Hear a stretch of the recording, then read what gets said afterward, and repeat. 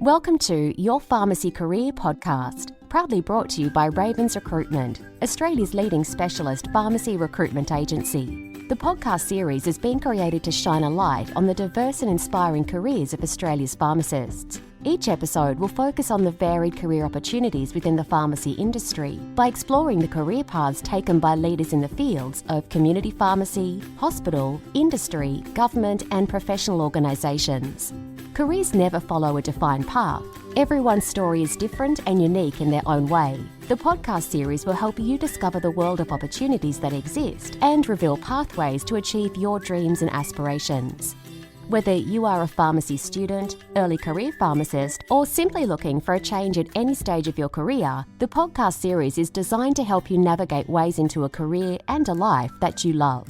Your host of the podcast series is Ali Su. Ali, herself a pharmacist, is now the founder of Global Pharmacy Entrepreneurs and a passionate advocate for pharmacists to grow, innovate, excel, and make a lasting impact in the world. It's now over to our host, Ali Su. Welcome to Your Pharmacy Career Podcast. I'm Ali Su. Pharmacy Connect 2022 is happening right now in Sydney. It's a great opportunity to network, upskill, and learn how to build better connections with patients. Today, we're honoured to hear from South Australian State President and Senior National Vice President of the Pharmacy Guild of Australia, Nick Panayiaris. Nick is a practicing pharmacist with over 30 years' experience and is an owner of a community pharmacy in South Australia. Nick has been a national councillor for 10 years with the Pharmacy Guild of Australia. He was the chair of the Guild's Member Services Innovation Committee and is a current member of the Health Economic and Policy Committee, which negotiated the 6th and 7th Community Pharmacy Agreement. Nick's other roles include board member of the World Pharmacy Council and the immediate past member of the Priceline Brand Advisory Committee, the co-chair and member of the Guild's CP 2025 project, and is a director of the Guild Group of Companies. In this episode, Nick shares with us his pharmacy journey spanning his intern years to the present. If you are a pharmacy student or an early career pharmacist and you want to create a successful pharmacy career, this is the episode for you. Without further ado, let's welcome Nick. Hello, Nick. Welcome to Your Pharmacy Career Podcast. I'm very curious from our audience, our pharmacy students, early career pharmacists, we want to become the future you. We want to have a successful career like you have now. What's your secret?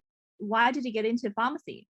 I am born and bred in the country, so in rural regional South Australia, from a town called Renmark. So I grew up on a growing fruit block. So it was a small business that my father and my uncle ran quite successfully for 40 odd years. So I learnt a lot of the business skills off the back of a truck in regards to selling fruit. So that was one of my early insights into, I guess, the business world. But probably, one of the, early learning aspects was just ethic of hard work, because obviously working on the land was a pretty tough upbringing and experience from that point of view. But obviously, put me in good stead in terms of obviously having a good work ethic later on in life. So didn't really know what I wanted to do at that time, but I did have a passion for science. So I really did enjoy science. So I started doing a Bachelor of Science at Adelaide Uni, which I completed in 2000. Now I'm definitely showing my age.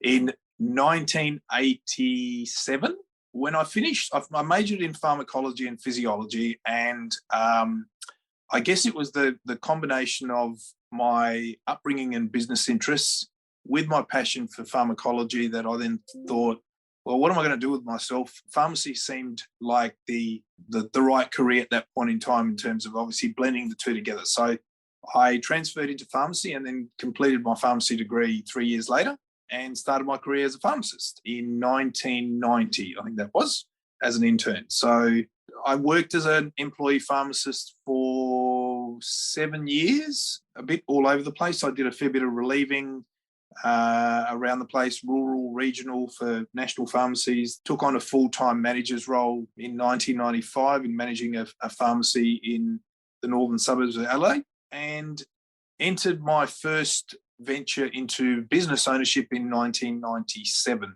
where I became a partner in a pharmacy in Guil, which I am still a partner of and still a proprietor of these days. So after that, sort of taking on some different roles at that point in time, I actually moved back to the country because I did purchase the pharmacy in Renmark 1997, went back in 2001 to take over running that pharmacy and living in the country. But it was a really good experience because I had quite a few years under my belt in regards to as an employee pharmacist, and had learnt the trade reasonably well, I would say. And it was my sort of first real responsibility around running my own business from that point of view. And it came about because one of our business partners unfortunately passed away at a young age, and it sort of left the partnership in a bit of a predicament in terms of obviously what we were going to do. So I went back to the country and took over that pharmacy, and with the family, and we raised our two children early on in Renmark, which was great for them as well, and we really enjoyed the whole country aspect. And I did go to from a personal point of view, go to another level in regards to my skills as a pharmacist working in regional areas, and that's something I strongly advocate for till this day to students, and especially at the uni here at Uni SA, that if you can create an opportunity to work in regional Australia in regards to community pharmacy, it is one of the most rewarding experiences, not only from a personal point of view, but actually a professional point of view as well. It's you learn so many skills and you gain so much confidence as a pharmacist in regional Australia that I strongly advocate for everyone, if they get an opportunity to go and work in the country for a year or two from that point of view. That was 5 years in Renmark, stabilised the pharmacy, brought a partner into that business, two partners actually, and then found the opportunity to transition back to Adelaide and take on a role as a professional services manager in a group here in Adelaide, which was my first, I guess, venture into really doing something a little bit different and being able to contribute my skills and knowledge, but also just, I guess, my passion for continuous improvement of our pharmacy network, because that group had roughly about 30 to 40 stores working from a head office aspect. And my main role was around implementing professional services, aspects of compliance, supporting pharmacists within the group, and just being a real support person and mentor basically for pharmacists around a knowledge base, legislation, and aspects of just good pharmacy practice from that point of view, which was a really different role. And it was only a part-time role because I was still working 2 to 3 days a week in pharmacy in Guil Place in the city, but doing this in a part-time way as well, which then led me to my next challenge, which was in 2009, I think it was, the local branch director here at the Pharmacy Guild here in South Australia tapped me on the shoulder and said, look, we'd love some representation at the branch level of the guild in regards to someone who's got some knowledge around the group structures and so forth from that point of view. And sort of I was in the right age demographic. They wanted a bit of a younger pharmacist basically on the branch as well. Now, at that point in time, I just in terms of where your career takes you sometime, I didn't know a lot about the guild.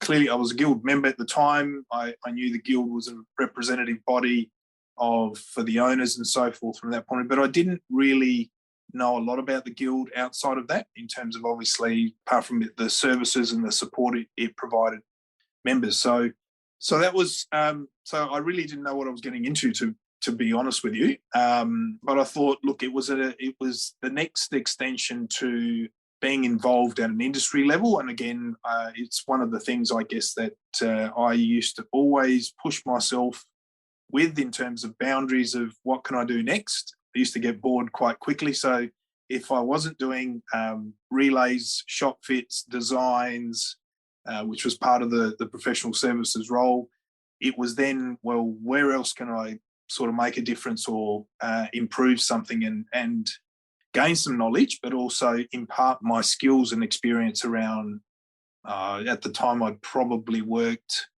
close to 15 to 20 years in the industry. So it just seemed like, I'll give it a go and see where it goes from there. So that was 2009 when I nominated, and I was successful to get on the branch committee here in South Australia. So that was the start of the Guild career. Wow. How can we prepare ourselves for that future? Yeah, look, I don't hold back on this part. I guess I've been in the industry now for 30 years, whatever it is. And now I don't think there's been a more and I've always thought it's been an exciting time along the journey. Like, there's always been a new challenge, a new opportunity, but as I said, it's been evolutionary, not revolutionary along the way. It hasn't been massive reforms or massive changes. COVID's changed all of that. So in terms of the opportunity as a profession now, and what COVID has re-instilled around the value of our profession, but also the recognition of our profession and the opportunities that will come with that now, in terms of just even the little things that have changed remarkably in the last couple of years, let alone the last 5 years. I've never experienced a more exciting time to want to be a pharmacist, basically, in terms of your professional reward. And look, I know we debate the issue around remuneration and recognition from that point of view, and clearly none of us have been comfortable or happy with the level of remuneration over the years that has recognised the work we do. But I see that changing quite quickly in the next 5 to 10 years, but also the opportunities in the areas of practice, especially in community pharmacy, because there'll be a lot of pressure at the policy level area to keep people in their home for as long as they can, and in terms of an ageing population, and where the statistics are 2034 is where that peak of the ageing population will be, which is the baby boomers and so forth. And all of those people don't want to go into a nursing home. They want to live their lives out as long as they can in their homes. The opportunity for community pharmacy is that whole taking care of that community, and we are perfectly placed to look after people's health in all areas of practice. And clearly, obviously, the Guild has been pushing very hard around the issue of our scope in terms of our competency and learnings, and the education that we have to do more. It's a perfect storm in so many ways in the next 5 to 10 years of the value of what we've been educated to do and the opportunities that we will hopefully take up from that point of view. So I think it's an extremely exciting time to be a pharmacist, and I think there's both the recognition and reward, both from a remuneration point of view, but also from a professional practice aspect right in front of us at the moment. And it couldn't be a more exciting time, I'd say, than in the 30 years I've been practicing. Wow, that's exciting. But how are we going to manage this increased workload? Genuinely, that is the challenge for the whole of profession, not just people entering it. That is the whole of profession. Workforce capacity. So it's good to say, yes, we want expanded scope, but how much can each individual expand basically on a day-to-day? So what I see is I do see people practicing in areas of scope basically more than other areas. So I can see full-time pharmacist vaccinators in the next couple of years, and they will probably do 70, 80% of their work around, and they'll love the fact that that's what they want to do, right? So there'll be the blend of people who do a little bit of everything and a good generalist from that point of view. And then you're going to get people in really specialised areas, whether it's disease state around, diabetes, asthma, or whatever it might be. They will become quite specialised in those areas of practice, and they'll focus in on those areas and get much, and actually almost create business models around them. We will need to upskill our pharmacy assistants and what we are starting to term our para-health professionals, because they are going to have to get to another level of training to help us with the administrative tasks, because as a pharmacist, you're going to have to let go of a fair few of the administrative tasks to actually practice professional areas that you've been trained to do. So there is going to be a bit of tension over the next 5 to 10 years around balancing those challenges in terms of trying to do as much as you can and transition to areas of practice that you're probably going to want to focus on. And the remuneration models are going to probably drive some of those opportunities from that point of view in terms of where funding will come from and where people will navigate to, basically, in terms of. So yes, it's going to be tough, but it's also going to be really exciting from that point of view.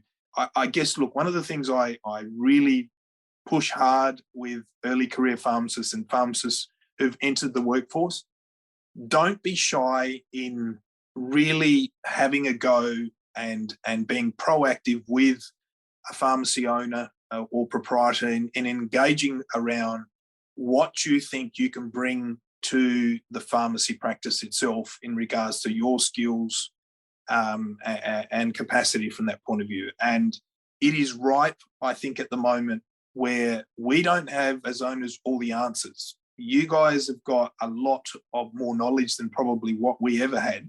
We might have experience, but we don't necessarily also have a really good in-depth knowledge of, the current curriculum and the current practices from that point of view. And it is a great opportunity. I always did it in areas maybe of business practice, but also sometimes and also professional practice, where I always used to provoke an owner or a partner and say, look, and I'm still doing it today. We've just one of the projects I've been working on the last 3 years has been a CP 2025 project that I'll talk a little bit about in sort of being involved in that project.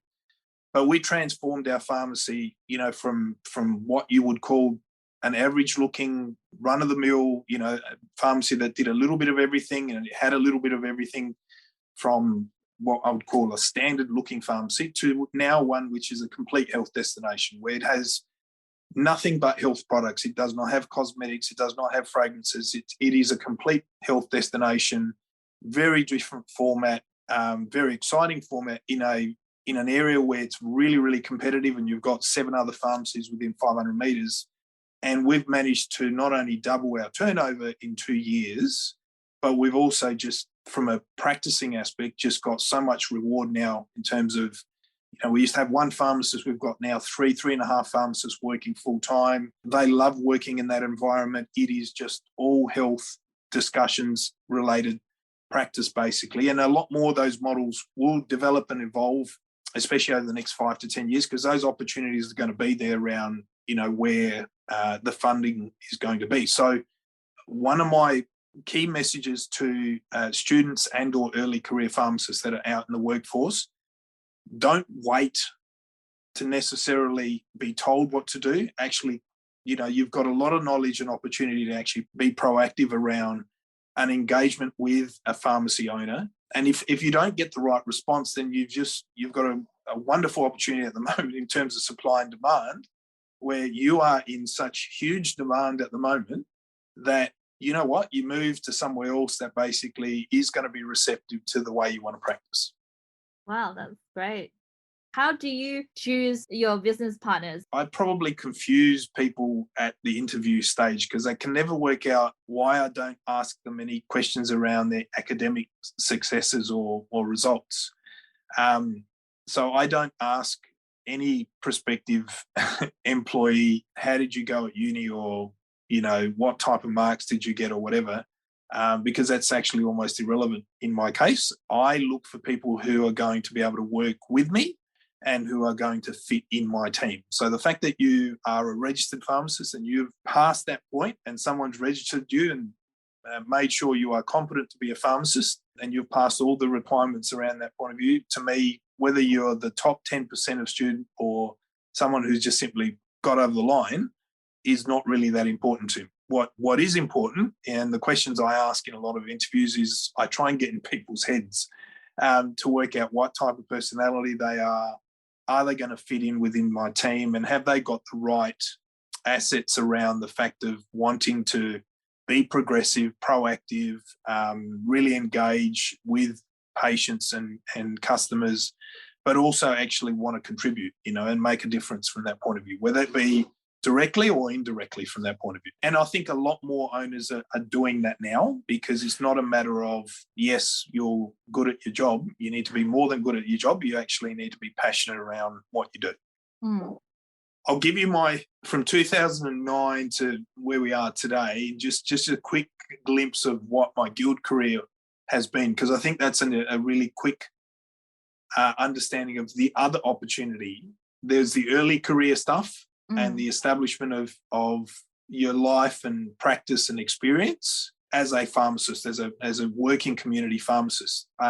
Well, doesn't just have to be that. It can actually be lots of other stuff around being a leader in the industry to some degree, or at least being someone who can invoke change. And if you are sort of, once you've experienced a few years in your career, and if leadership is something that you really aspire to, or change, so if you want to be someone who actually is part of change, then you've really got to look at, and again, this would be the advice I'd give now, is I didn't see that early on in 2009 when I joined the Guild, that it would give me the opportunity to be part of reforming and changing and improving the profession. But in the 10 years I've been there now, it has given me a lot of opportunity to be front and centre and leading conversations around changing and steering the profession from that point of view. That's what the Guild absolutely gives you, and depending on how passionate you are and how much you put in, it will allow you to basically be really at the pointy end of decision making and steering the profession. So from 2009, I was sat on the branch committee. In 2011, I was tapped on the shoulder by one of the national councillors who said they recommended I should go onto our national council. That was right in my first term, and he said, "Look, we need some younger blood. You sound like you know what you're talking about. We need to get younger blood into the organisation." So 2011, I entered the National Council as a national councillor. And then in 2014, I became state president here in South Australia, which then allowed me to become part of the national executive now for the last, I don't know, whatever it's been, eight or so years. So in that time, I've chaired some of the big committees in regards to what we called the Pharmacy Transformation Committee, which was, probably the first time that we genuinely at the Guild looked at the change that was going to be required from what we used to do, in some degree, in terms of the challenges that were up ahead of us as a profession. And that's why they termed it the Pharmacy Transformation Committee, because it was about actually working through how do we get our members and the future of pharmacy pointing in a certain direction where it's going to meet patient needs, and it's also going to be good from a viability point of view in terms of the profession and your business ownerships and stuff. So I was lucky to chair that committee because that had the Guild Learning Training arm, it had the Quality Assurance arm, it had the Member Services arm, and it also had the Workplace Relations arm. So I got a really good wide perspective of, I guess, a lot of different areas of influence that were all important in regards to the operations of a pharmacy, but also the practicing of a pharmacy. I also was a member of what we call the Health Economics team, which is the team which also negotiates the community pharmacy agreement. So I've been lucky enough to be part of now 2 negotiations, the 6th and the 7th agreement. So again, if you aspire to really make a change and influence change basically in regards to both funding, but practice and profession and so forth, that's right at the pointy end of, people who make the decisions around how we get funded, the type of funding we receive, the type of services we implement and so forth and so on. And that's been a really difficult 2 agreements to transition from where we were to where we're going. And we're trying to keep steering sort of to the next opportunity of practice and so forth, and how we want to practice into the future. Again, in terms of if you want to look at really exciting type work around a future opportunity and career that you may want to, if you get bored being a community pharmacist and you want to do something different on the side, I couldn't tell you how exciting that's been over the last 5 to 6 years, basically, in doing most of that work. And probably my most exciting piece of work has been to co-chair that strategic project around CP 2025, Community Pharmacy 2025, which we started in 2018 and finished it I think it was at the end of 2018, 2019, which was around doing independent research. It wasn't Guild. We actually got someone to do all the research, both internationally and in Australia, to then come up with a strategic document around what were the opportunities for both the profession, the people practicing in it, but also from a sustainability and viability point of view into the future. So, and then giving, what we call the framework for change. So it's a framework for owners to look at and people to practice in and say, well, look, if you point in that direction, the research is telling us from consumers, from government, from international models, that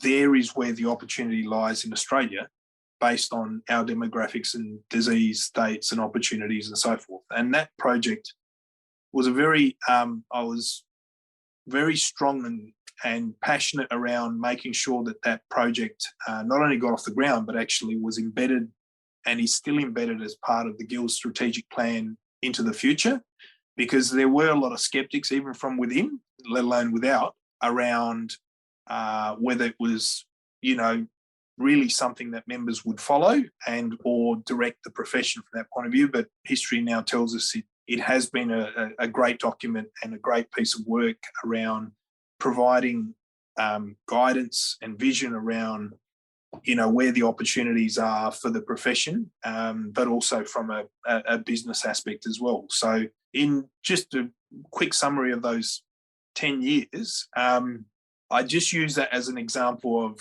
I had no idea I was going to be involved, let alone with a Guild, but being involved at a senior leadership level to where I am today, which is the senior VP at the Guild.